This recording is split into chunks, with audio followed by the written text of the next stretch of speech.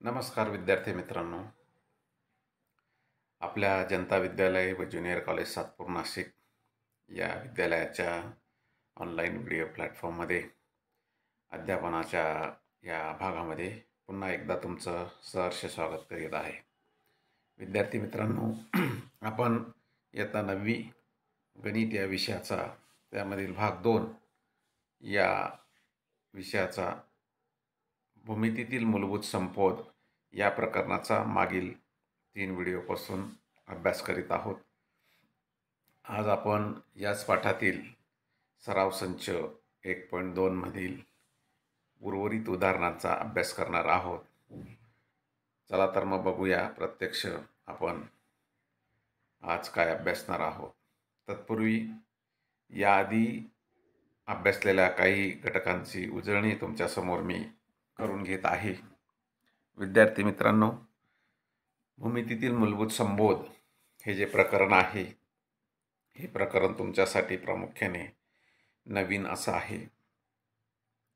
यामध्ये भूमितीमधील आपण बऱ्याचशा मूलभूत संकल्पना अत्यंत विस्तारित स्वरूपामध्ये शिकणार आहोत. याआधी आपण त्या संकल्पना 7वी, 8वी, 5वी, 6वी आधीच्या वर्गांमध्ये थोड्या बहुत प्रमाणामध्ये अभ्यासलेल्या असतील किंवा काही संकल्पना ह्या आत्ताच अभ्यासणार आहोत. त्या संकल्पनांचा इथे विस्तृत स्वरूपामध्ये आपण या प्रकरणामध्ये अभ्यास करणार आहोत. मागील 2-3 व्हिडिओ लेक्चरमध्ये आपण काही भूमितीतील महत्त्वाच्या घटकांचा अभ्यास केला. त्यामध्ये प्रामुख्याने दरम्यानता, 2 बिंदूंमधील तिसरा बिंदू कसा ठरवायचा, त्यासाठी दरम्यानता ही संकल्पना अभ्यासली. तत्पूर्वी आपण 2 बिंदूंमधील अंतर कसं काढावं हा भाग अभ्यासला. ए आणि बी 2 बिंदू असतील, त्यासाठी त्या बिंदूंचे संख्या रेषेवरील निर्देशक आपल्याला आवश्यक असतात.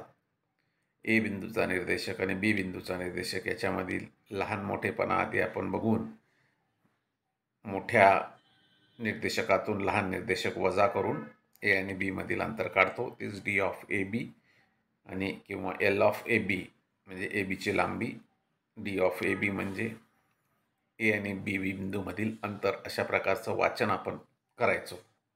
हा भाग आपण बघितला होता. त्यानंतर दरम्यानता ही संकल्पना आपण अभ्यासली. तर दरम्यानता ह्या संकल्पनेमध्ये 2 बिंदूंच्या मध्ये तिसरा बिंदू कसा ठरवायचा यासाठी अंतर ह्या संकल्पनेचा आपण अभ्यास केला होता, उपयोग केला होता. मग 3 बिंदू असतील तर ए बी सी 3 बिंदू असतील तर डी ऑफ ए बी आपण शोधला, डी ऑफ बी सी आपण शोधला आणि डी ऑफ ए सी आपण शोधला. जे अंतर जास्त असेल, समजा ए सी अंतर जास्त असेल, डी ऑफ ए सी किंवा डी आणि ए आणि सी मधील अंतर हे ए आणि बीच्या अंतराच्या व बी आणि सीच्या अंतराच्या बेरजे एवढं येत असेल तर ए आणि सी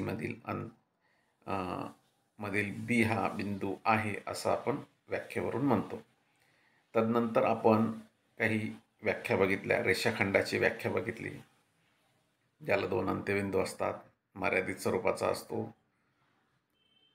नंतर एकरूप रेषाखंड बघितले, ज्या 2 रेषाखंडांची लांबी समान असेल त्यांना एकरूप रेषाखंड म्हणतात. रेषाखंडाचा लहान मोठेपणा असेल हा भाग बघितला. रेषाखंडाची, रेषेची किंवा किरणांची लंबता आपण हा भाग बघितला.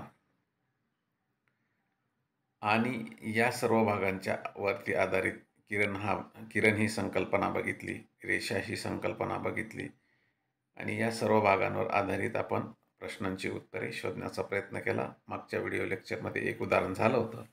आता उर्वरित सराव संचामधील आपण उदाहरणांचा अभ्यास करणार आहोत. स्क्रीनवरती प्रश्न क्रमांक 2 तुम्हाला दिसतो आहे. प्रश्न क्रमांक 2 हा प्रामुख्याने मध्यबिंदूशी संबंधित होता. रेषाखंडाचा मध्यबिंदू, त्याचीही उजळणी प्रथमतः मी करून देतो.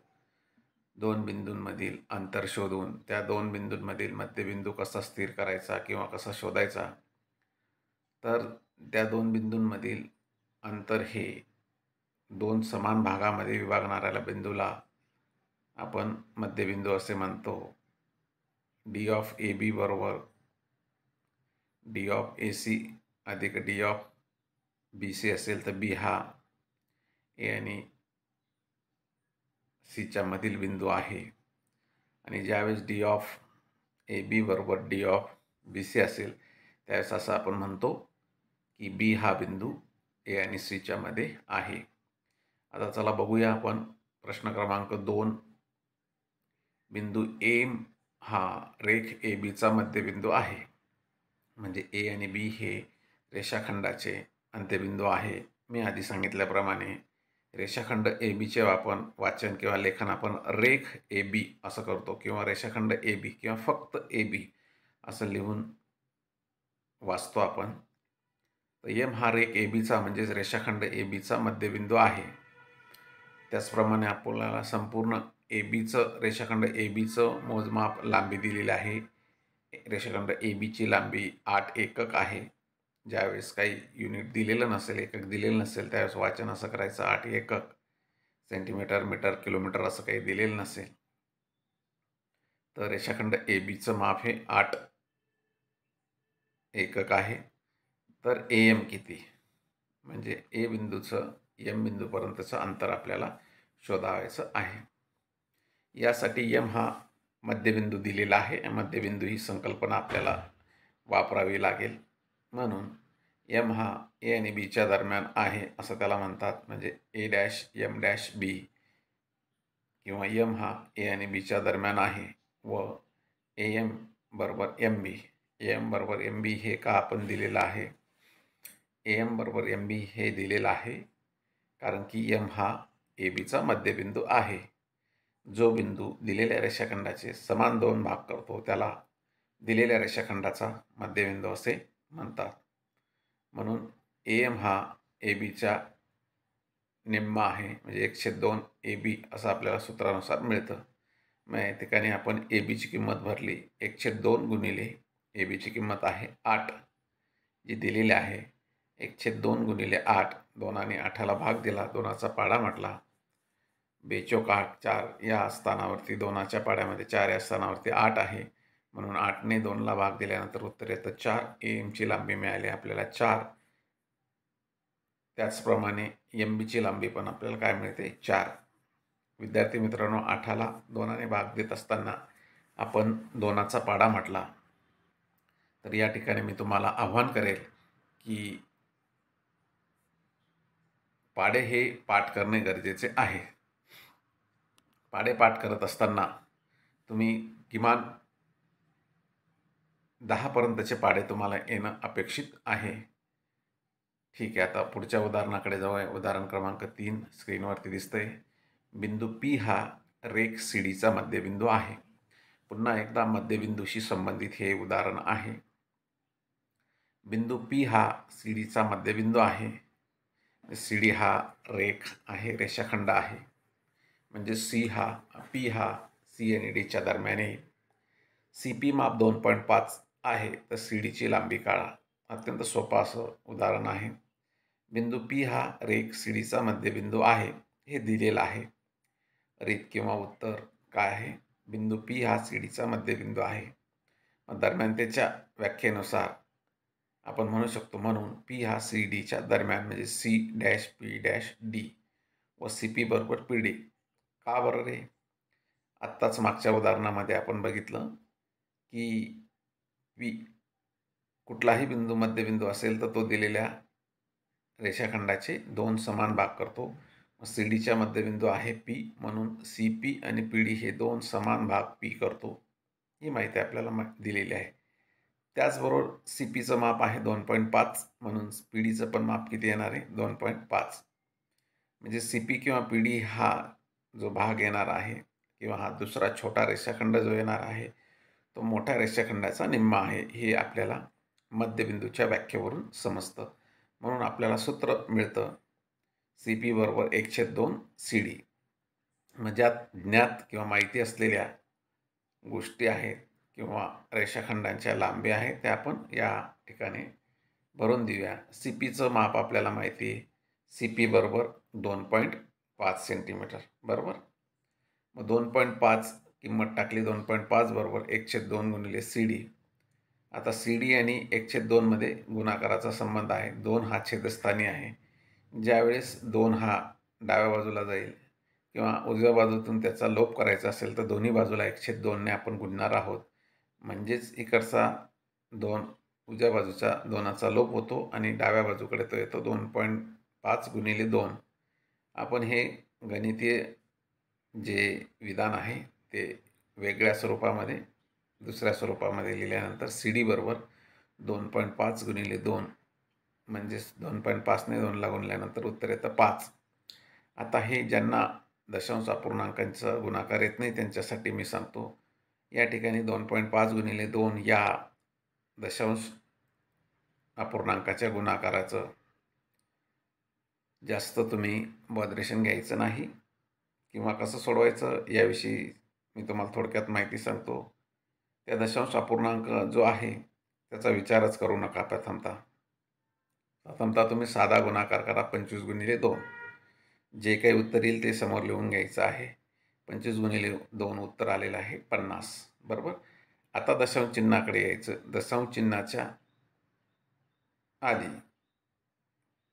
दशांश चिन्हानंतर किती आकडे आहेत, किती संख्या आहेत त्या मोजायच्या. दशांश चिन्हानंतर किती आहे? एकच संख्या आपल्याला दिलेली आहे, एकच अंक आहे. मग जे उत्तर आहे त्या उत्तराच्या डावी बाजूकडून एक अंक सोडून दशांश चिन्ह द्यायचं आहे. आपण इथे काय मोजमाप केलं? दशांश चिन्हाच्या उजव्या बाजूला किती अंक आहे, जेवढे असतील तेवढे, 2 असतील, 3 असतील, मग 2 नंतर पण 2.5 असलं, 2.4 पण आलं असतं, मग दशांश चिन्हानंतर इकडचा 1 आणि तिकडचा 2 असे 2 घेतले असते. आणि मग त्या 2 आणि शेवटून उत्तर जे आलं उत्तराच्या डाव्या बाजूकडून सुरुवात करून 50च्या डाव्या बाजूकडून सुरुवात केली आपण तर एकक स्थानी 0 आहे. एक अंकाच्या पुढे दशांश चिन्ह द्यायचं म्हणजे 5.0 म्हणजे उत्तर येतं 5. अशा पद्धतीने CDचं माप आपल्याला मिळालं आहे. संपूर्ण रेषाखंडाचं माप मिळालेलं आहे 5. तर हे ढोबळमनाने आपण सुरुवात आहे म्हणून या पद्धतीने आपण पुढच्या भागामध्ये थेट CP बरोबर 2.5 म्हणून CD बरोबर 5 असं डायरेक्ट लिहू शकतो. कारण CP हा आपल्याला CDचा अर्धा भाग असा मिळालेला आहे, कारण की P हा मध्यबिंदू आहे. पुढे जाऊन हे उदाहरण आपण पटकन सोडवू शकतो मध्यबिंदू या संकल्पनेचा उपयोग करून. आलं लक्षात? ठीक आहे, पुढे जाऊया. पुढचं उदाहरण क्रमांक 4. जर AB 5 सेंटीमीटर आहे, BP 2 सेंटीमीटर आहे, AP 3.4 सेंटीमीटर आहे, तर या रेषाखंडाचा लहान मोठेपणा ठरवा. विद्यार्थी मित्रांनो, लहान मोठेपणा रेषाखंडाचा आपण ठरवला होता. ती व्याख्या किंवा ती संकल्पना आपण मागच्या लेक्चरमध्ये समजून घेतली होती. लहान मोठेपणा ठरवत असताना प्रामुख्याने आपण काय करत होतो, तर दिलेल्या रेषाखंडांचं लांबी आपण शोधून घेत होतो. ज्या रेषाखंडाची लांबी अधिक तो रेषाखंड दुसऱ्या रेषाखंडाच्या तुलनेने मोठा. ज्या रेषाखंडाची लांबी लहान तो रेषाखंड आधीच्या रेषाखंडाच्या तुलनेने लहान. मग इथे रेषाखंड AB, रेषाखंड BP आणि रेषाखंड AP या तिन्ही रेषाखंडांची लांबी भिन्न भिन्न आहे. ABचे माप आहे, लांबी आहे 5 सेंटीमीटर, BPचं माप आहे, लांबी आहे 2 सेंटीमीटर, APचं माप आहे 3.4 सेंटीमीटर. यामध्ये यांचा क्रम आपण उतरत्या क्रमाने किंवा चढत्या क्रमाने लिहून घेऊया. मग AB 5 लहान 3.4 लहान 2 म्हणजे AB हा रेषाखंड सर्वात मोठा आहे. त्यानंतरचा रेषाखंड येईल AP आणि त्यानंतरचा रेषाखंड येईल BP. अंतर या संकल्पनेचा किंवा लांबी या भागाचा उपयोग करून आपल्याला हे उत्तर मिळतं. यावरून असा निष्कर्ष निघतात 2 की रेख AB हा सर्वात मोठा रेषाखंड आहे, रेख BP हा सर्वात लहान रेषाखंड आहे. आणि गणिती भाषेमध्ये आपण लिहिणार BP लहान मोठा, AP मोठा AB, किंवा हेच उलट्या स्वरूपात AB मोठा, AP मोठा BP पेक्षा. रेख BP लहान, रेख AP लहान AB पेक्षा. ओके, ठीक आहे. आता पुढच्या उदाहरणाकडे आपण वळूया. उदाहरण क्रमांक 5. तर हेही अतिशय सोपं असं उदाहरण आहे. या उदाहरणांची उत्तरे आपण याच स्लाईडवरती घेणार. आकृतीच्या आधारे पुढील प्रश्नांची उत्तर द्या. प्रथमतः आकृती व्यवस्थित बघून घ्या. ही एक रेषा दिसते, रेषेवरती बिंदू आहेत विविध, टी, एस, आर, पी आणि क्यू. प्रत्येक उदाहरण व्यवस्थित वाचायचं आहे, विधान व्यवस्थित वाचायचं. समजलं नाही तर पुन्हा एकदा रिपीट करायचं. किरण आर पीच्या विरुद्ध किरणाचे नाव लिहा. आर पासून पी कडे निघणारा किरण, मग तो उजव्या बाजूला आहे, म्हणून आर पासून डाव्या बाजूला जाणारे जे बिंदू आहेत, आर हा आरंभ बिंदू घेऊन कोणतं उत्तर येऊ शकतो? आर एस, किरण आर एस बरोबर, किंवा किरण आर टी. हे दोन विरुद्ध किरणांची नावे किरण आर पीच्या आहेत. आता किरण पी क्यू आणि किरण आर पी यांचा छेद संच लिहा. किरण पी उजव्या बाजूला पी क्यू आणि किरण आर पी तो पण उजव्या बाजूला येतो. यांचा संयोग संच, छेद संच. छेद संचामध्ये काय येतो? जे घटक काय आहेत? सामायिक आहेत. आर पासून क्यू पर्यंत जात असताना आर क्यू म्हणजे तो पी क्यू हा किरण संपूर्ण त्याच्यामध्ये समाविष्ट होतो. तिसरं उदाहरण आहे रेख पी क्यू व रेख क्यू आर यांचा संयोग संच. रेख पी क्यू म्हटलेलं आहे, रेषा नाही किंवा किरण नाही. रेख पी पासून क्यू पर्यंतचं अंतर आणि क्यू पासून आर पर्यंतचं अंतर, याच्यामध्ये सामायिक भाग कुठला आहे आणि सामायिक नसलेला भाग कुठला आहे, तो सर्व भाग यामध्ये येणार आहे. मग रेख पी पासून क्यू पर्यंतचा हा तर येतोच आहे. एक क्यू पासून आर पर्यंत म्हणजे आर पासून क्यू पर्यंतचे सगळे बिंदू त्यामध्ये समाविष्ट होतात, म्हणून रेख आर क्यू हा संयोग संच होणार आहे. क्यू आर हा कोणत्या किरणांचा उपसंच आहे? बघा, रेख क्यू आर घेतला आपण, क्यू पासून आर पर्यंतचे अंतर, तर क्यू पासून आर पर्यंतचे अंतर हे कोणत्या किरणाचा उपसंच आहे? किरण आर क्यूचा उपसंच येऊ शकतो, किरण क्यू टीचा उपसंच येऊ शकतो, किरण क्यू पीचा उपसंच येऊ शकतो, किंवा क्यू एचचा उपसंच येऊ शकतो. पाचवं उदाहरण आहे आर आरंभबिंदू असलेल्या विरुद्ध किरणांची जोडी लिहा. अगदी सोपा. आर आरंभबिंदू घ्या, डाव्या बाजूला एक, उजव्या बाजूला एक. आरच्या उजव्या बाजूला जाणारा आर पी किरण घेतला किंवा आर क्यू, त्याचा विरुद्ध किरण आहे ना आर एस किंवा टी एस. आता एस आरंभबिंदू असलेली कोणतीही दोन किरण लिहा. इथे काही विरुद्ध वगैरे नाही. एस आरंभबिंदू घ्यायचा, एकाच दिशेने जाणारे किरण आपण घेऊ शकतो किंवा विरुद्ध दिशेने जाणारे किरणही घेऊ शकतो. फक्त एस आरंभबिंदू असलेले किरण. मग काय काय घेता येईल? S R, S P, S Q, किरण एस आर, किरण एस पी, किरण एस क्यू, किरण एस टी. असे विविध उदाहरणं आपल्याला आकृतीच्या आधारे समजून घेता येतील, लिहिता येतील. आता एस पी आणि एस टी यांचा छेद संच लिहा. एस पी आणि एस टी यांच्यामध्ये एकच बिंदू सामायिक आहे, तो म्हणजे बिंदू एस, म्हणून इथे एस हा बिंदू त्यांचा काय येतो? सामायिक येतो. उदाहरण या ठिकाणी आपल्या समोर दिसत आहेत. ती उदाहरणं आपण उत्तरे ते बघून घ्यायची. बघा, पहिल्या याच्यामध्ये आपण सांगितल्याप्रमाणे किरण आर एस किंवा किरण आर टी हे काय आहे? कोणाचे विरुद्ध किरण आहेत? किरण आर पीच्या विरुद्ध किरणाचे नाव आहे. किरण पी क्यू आणि आर एस यांचा छेद संच आपल्याला सांगितला होता, तो छेद संच आहे पी क्यू. रेख क्यू आर, कसलं उत्तर आलेलं आहे रेख क्यू आर आपल्यासाठी?